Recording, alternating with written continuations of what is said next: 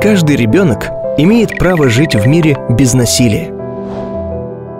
Никто не имеет права бить детей, унижать честь и достоинство ребенка, заниматься травлей онлайн или офлайн, вымогать деньги, телефон и другие личные вещи, нарушать личные границы ребенка,